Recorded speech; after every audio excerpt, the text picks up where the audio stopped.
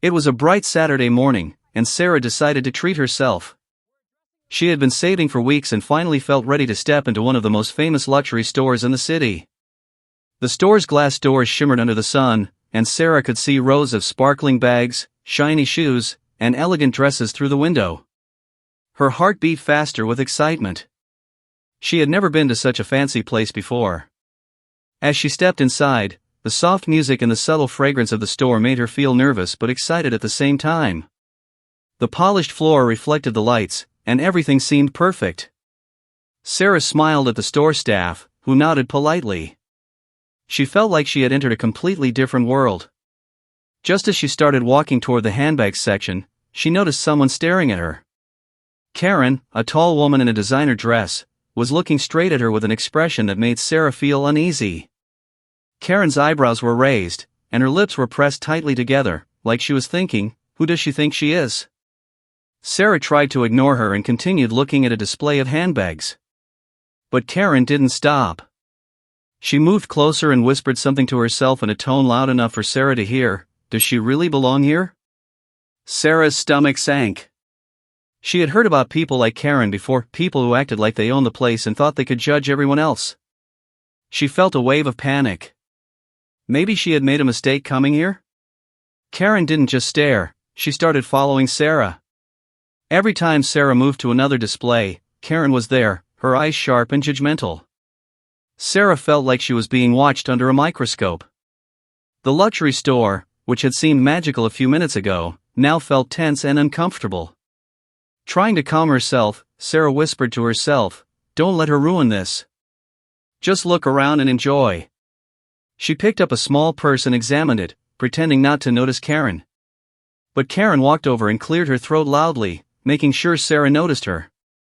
"You know, this isn't really a place for, well, people like you," Karen said, her tone dripping with sarcasm. Sarah froze. She hadn't expected anyone to say something like that. Her face turned red, and she felt a mix of anger and embarrassment. She wanted to respond, but she didn't know what to say. The staff noticed the tension but didn't intervene. Karen seemed to enjoy the situation. She smiled in a way that made Sarah feel smaller, like she didn't belong at all.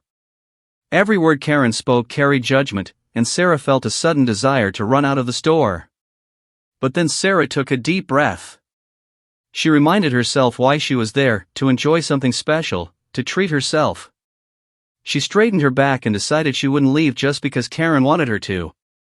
Karen's face fell slightly when she realized that Sarah was not intimidated. Instead, Sarah walked confidently toward the shoe section.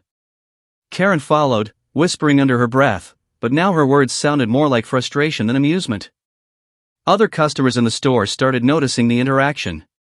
A few glanced at Karen and then at Sarah, some with curiosity, some with silent support.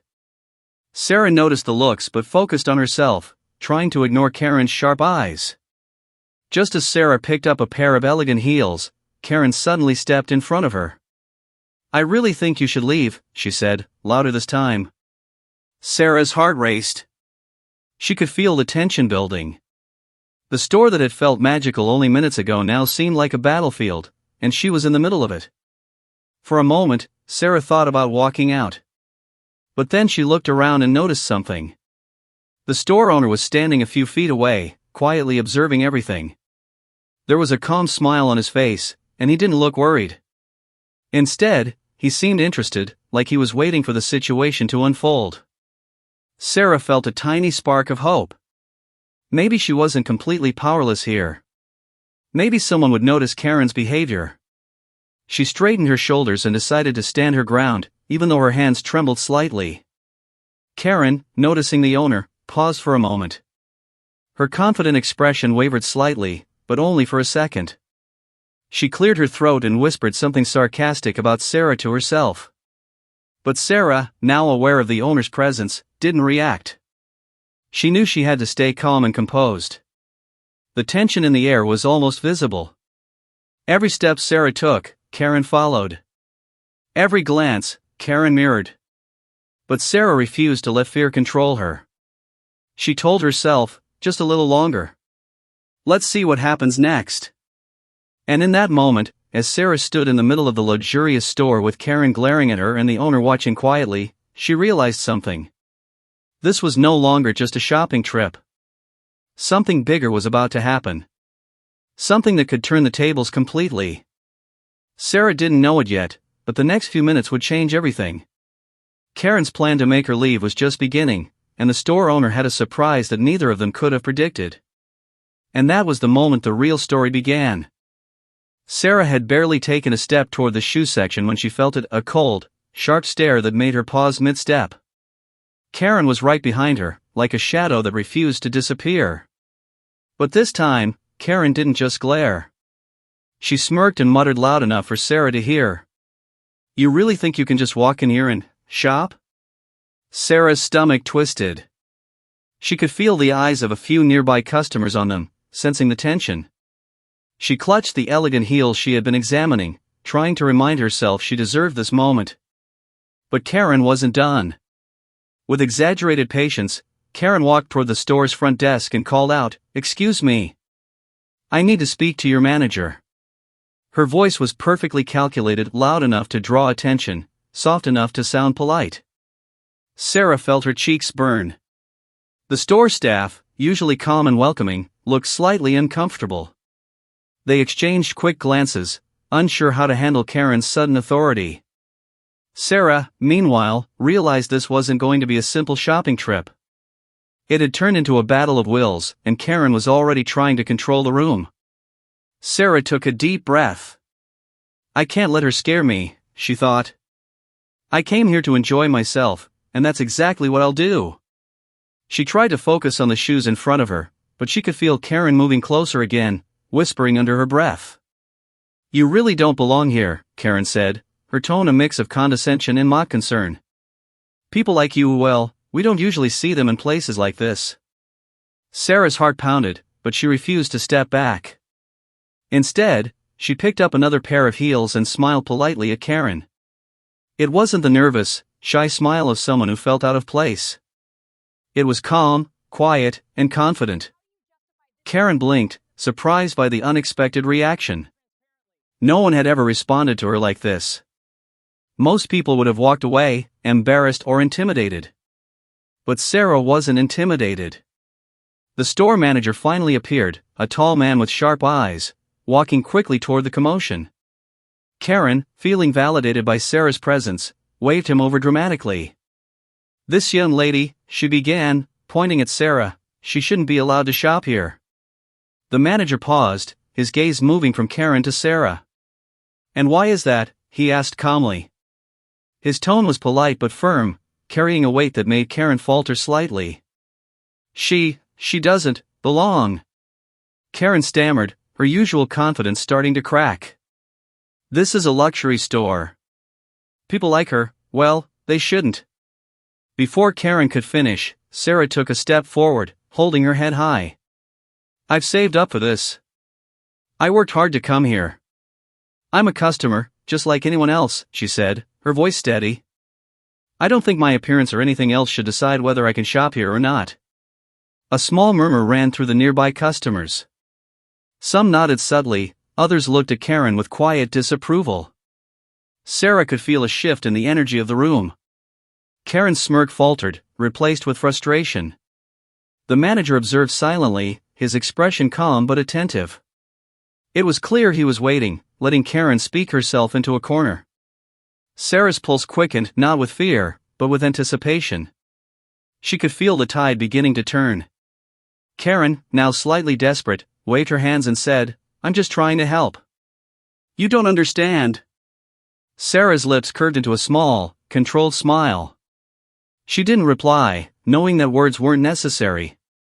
The room seemed to hold its breath, waiting for the next move. The tension in the air was thick, almost like the quiet before a storm.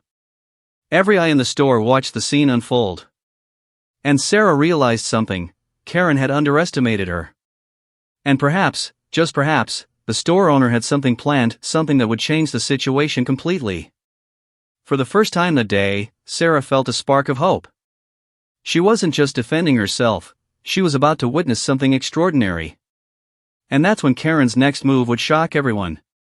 Just as Karen opened her mouth to launch another attack, the air in the store seemed to shift. A quiet, confident voice cut through the tension. "Excuse me, can I ask what's going on here?" It was the store owner. He had appeared silently, as if he had been observing the situation the whole time, but only now chose to step in. He was calm, composed, and his presence immediately commanded attention. The kind of presence that made Karen pause mid-sentence. Karen blinked, clearly startled. I'm just saying that this lady," she began, pointing at Sarah, "she doesn't really belong here." The owner raised a single eyebrow and smiled politely. "Oh. And why is that?" The calmness in his voice was disarming. The polite, almost gentle tone carried an authority that Karen hadn't anticipated. She stammered, searching for words that would make her complaint sound reasonable. But the words wouldn't come. Sarah, standing quietly beside the owner, felt a strange mix of relief and excitement. The situation was about to change, and she could feel it. The tables were turning, and Karen didn't even know it yet. It's inappropriate," Karen finally managed, her voice trembling slightly now. "I mean, this is a luxury store, and she—" "Luxury stores are for everyone," the owner interrupted softly, but firmly. His eyes met Karen's, steady and unwavering. "Everyone who walks in here is a valued customer, regardless of who they are or where they come from." Karen's mouth opened and closed like a fish out of water. She was speechless. No one had ever spoken to her like this. Her usual tricks, loud voice, judgment, intimidation, were useless against the owner's calm authority. Sarah, encouraged by the owner's support, straightened her shoulders. She didn't speak yet, but her silent confidence was stronger than any argument Karen could make. The other customers in the store seemed to sense the shift too. Whispers ran through the crowd, subtle glances exchanged. People were beginning to notice who was truly in the right. Karen tried to recover. "I'm just trying to protect the store's standards," she said, her tone sharper now, but lacking conviction. The owner smiled again, this time slightly amused. "Protecting standards doesn't mean judging other people. I believe our standards are better reflected in how we treat every customer, not by telling them they don't belong." Karen's face turned red. The polite firmness in his voice had completely dismantled her confidence.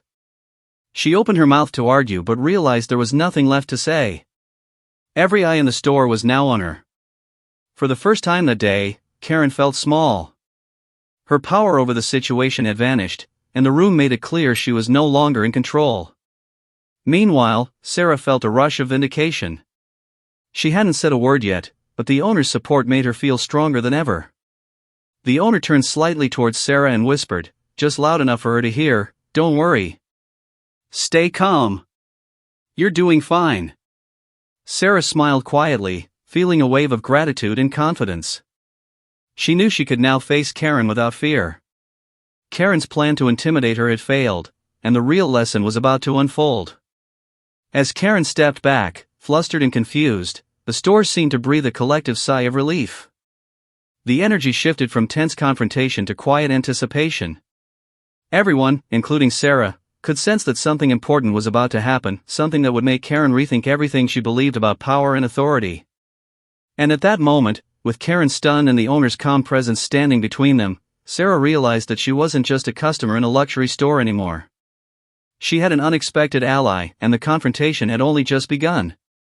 Just when it seemed like Karen might finally back down, she slammed her hand lightly on the nearest display table. The sharp sound echoed through the store, turning heads and making a few customers flinch. Sarah froze for a moment, startled, but Karen's sudden outburst wasn't aimed at her alone. It was meant to grab attention, to reclaim the power she felt slipping away. "You think you can just walk in here and act like you belong?" Karen snapped, her voice rising louder than before. Her carefully practiced composure had melted, replaced with raw frustration. "This isn't a place for people like you." The store went quiet. A few shoppers paused mid-step, unsure whether to intervene or just watch the drama unfold. Sarah could feel her heartbeat pounding, but this time it wasn't fear, it was anticipation. She had survived Karen's whispers and sarcasm, and now the confrontation was fully out in the open. Karen took a step closer, pointing at Sarah like she was accusing her of a crime. "I mean, look around. This is a luxury store. And you," she gestured wildly, "you don't fit here." Sarah, holding her heels firmly in her hands, refused to move. Instead, she looked Karen in the eyes and said quietly, yet with steady courage, "I pay for this. I earned this. And I have every right to be here, just like you do." Karen blinked, clearly thrown off by the calm strength in Sarah's voice. Her frustration grew. She hadn't expected her intimidation tactics to fail, and now she was forced to act louder, more aggressive, hoping to regain control. The store owner stepped forward slightly, his presence quiet but commanding. He didn't raise his voice, but everyone could feel the authority radiating from him. Karen tried to speak, but the words felt smaller, weaker, almost ridiculous compared to the calm dominance of the owner's demeanor. "You need to understand," Karen began again, her tone sharper, "this place has standards. People like her." The owner interrupted smoothly, without anger, without even raising his voice, "The only standard here is respect. Respect for every customer. And shouting at someone won't change that." Karen's face turned red. She opened her mouth, trying to argue, but the room was holding its breath. Her plan to dominate, to humiliate Sarah, was crumbling in real time. She was no longer in control, and she could feel it.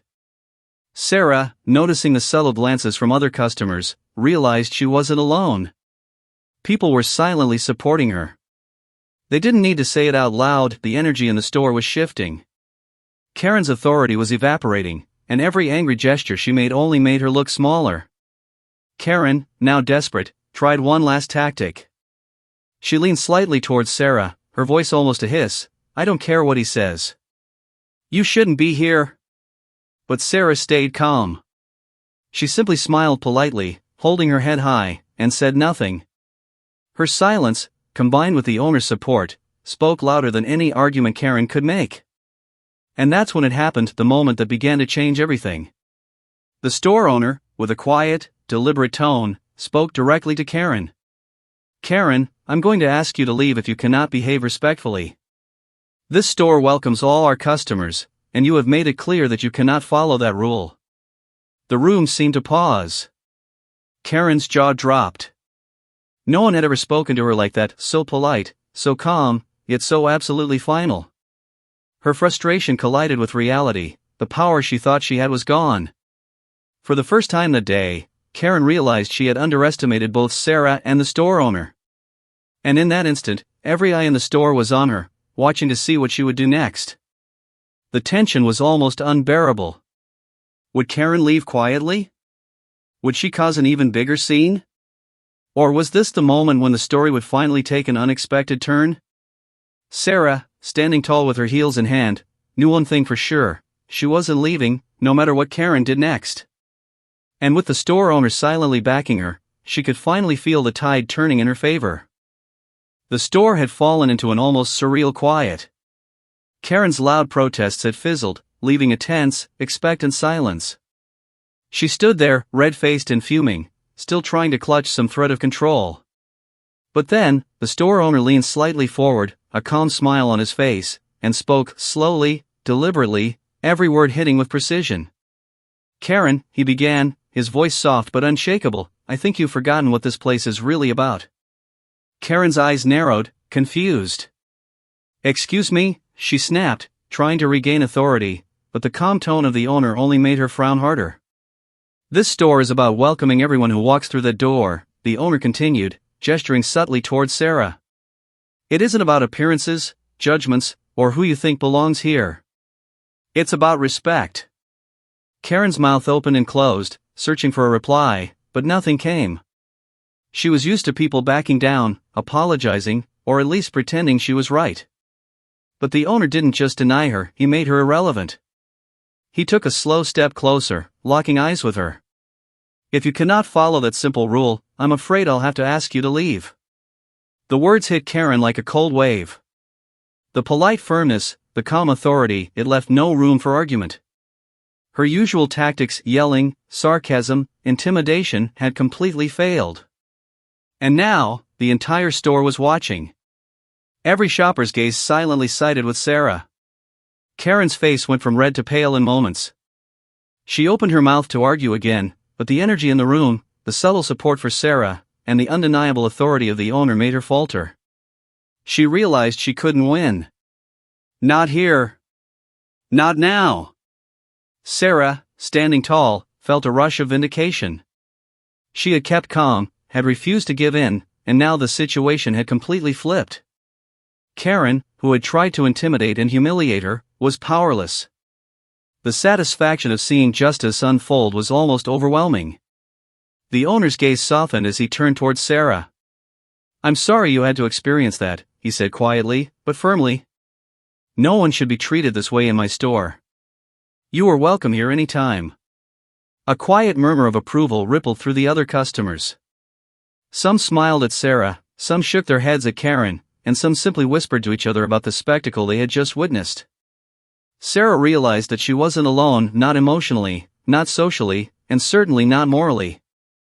Karen, now defeated, took a shaky step back. She muttered something under her breath, but it was inaudible, meaningless. She had been fully exposed, fully powerless. And everyone in the room knew it. For a brief moment, the store felt peaceful again. The tension lifted, replaced with a sense of relief and triumph. Sarah looked down at the heels in her hands and then at the store owner, who nodded with quiet encouragement. She smiled, small, but victorious. Karen's fury simmered beneath the surface, but she had no choice. Slowly, she turned and left the store, muttering complaints that no one paid attention to. It was over. Sarah had won, not with anger or shouting, but with patience, composure, and the support of someone who understood true authority. And as the door closed behind Karen, Sarah felt a strange, exhilarating sense of power.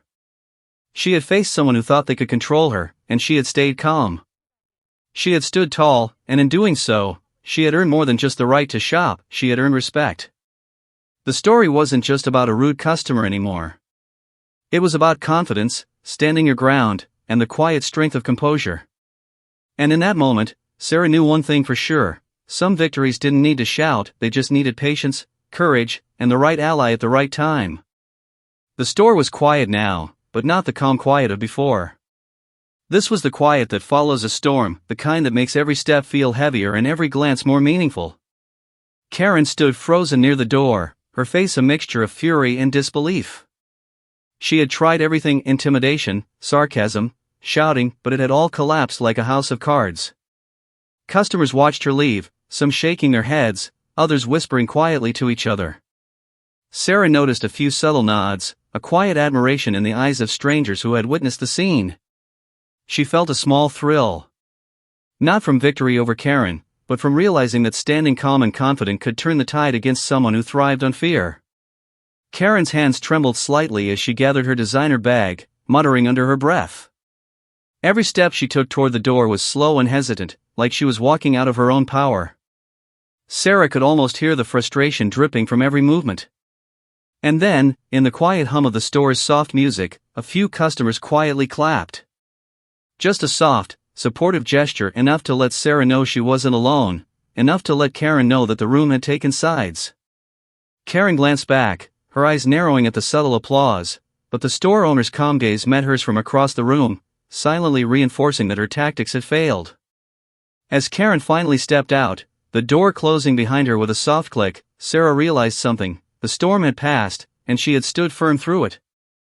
She looked around at the sparkling displays, the elegant dresses, the rows of shoes. Everything seemed brighter somehow, as if the tension had lifted the usual stiffness of the store. The owner walked over, giving Sarah a small, approving nod. "You handled that very well," he said quietly. "Not everyone stays calm under pressure, but you did. That's worth more than any purchase." Sarah felt a warm rush of gratitude and confidence. She had come to the store to buy something nice for herself, but she had left with something even better: a sense of inner strength and the knowledge that she could face intimidation without losing composure. From the corner of the store, a few customers smiled at her silently, some giving small thumbs-ups. She realized the room had witnessed more than just a confrontation. They had seen someone stand tall in the face of a bully, and in a subtle, unspoken way, they admired that courage. Meanwhile, outside, Karen's frustrated mutters faded into the distance. Sarah could imagine the storm of her ego and pride crashing silently against the walls of reality. Inside the store, however, peace had returned, and Sarah felt a quiet satisfaction that went beyond winning a fight. It was about standing her ground and proving that calmness and dignity could overpower arrogance. And as Sarah finally approached the counter to complete her shopping, she couldn't help but smile to herself. Karen had tried to push her out, to humiliate her, to control the scene, but in the end, it was Sarah who had emerged stronger, unshaken, and triumphant. The lesson was clear: some victories aren't loud or dramatic. They are quiet, steadfast, and deeply satisfying. And in that moment, Sarah realized she had learned the most important lesson of the day: confidence, patience, and a calm mind are sometimes the strongest armor anyone can wear. As the door clicked shut behind Karen for the last time, Sarah leaned against the polished counter and let out a small, victorious laugh. Not a loud, gloating laugh, just the kind that bubbles up when relief and triumph mix in a perfect, satisfying way. The soft music of the store now felt like a quiet celebration. Customers around her began murmuring compliments, some even smiling with subtle amusement at the dramatic exit Karen had made. One elderly woman whispered with a chuckle, "Well, she certainly picked the wrong day to act like a queen." Sarah couldn't help but smile. Even the store owner, standing nearby with a calm but amused expression, gave her a slight nod. "Not everyone has the patience to handle someone like that," he said. "You did it gracefully. That's worth more than any designer shoe."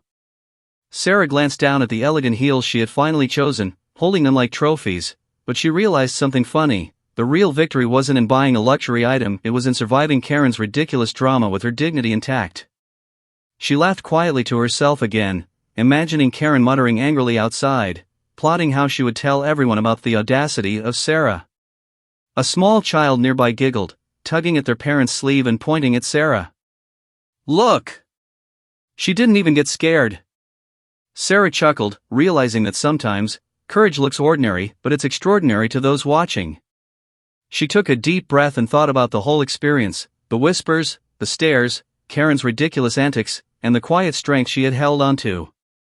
It was more than just a shopping trip, it was a lesson in confidence, calmness, and standing your ground. And it was surprisingly fun to look back on, now that the storm was over. Sarah turned to the store owner and joked lightly, "I hope she doesn't come back with backup next time." He smiled, shaking his head. "If she does, just remember, patience, confidence, and a little humor go a long way." Sarah laughed again. It was impossible not to. The absurdity of the situation, mixed with the satisfaction of triumph, made her feel lighter than she had in weeks. She realized she had turned what could have been a stressful, humiliating experience into a story she would laugh about for years. As she walked out of the store, heels in hand and head held high, Sarah felt a quiet glow of pride. She had faced someone who thought they could push her out of a space that belonged to everyone. She had stayed calm, graceful, and confident. And she had won not with anger, not with shouting, but with quiet courage and a steady heart. And in that moment, she knew this story would stay with her forever. Not as a tale of confrontation, but as a reminder: sometimes the best comeback isn't loud or dramatic. Sometimes it's just standing tall, keeping your cool, and letting others' behavior show who they really are. With a final glance back at the store, Sarah smiled and whispered to herself, "Some people try to kick you out, but the best surprise is when life and a little patience kick back in your favor."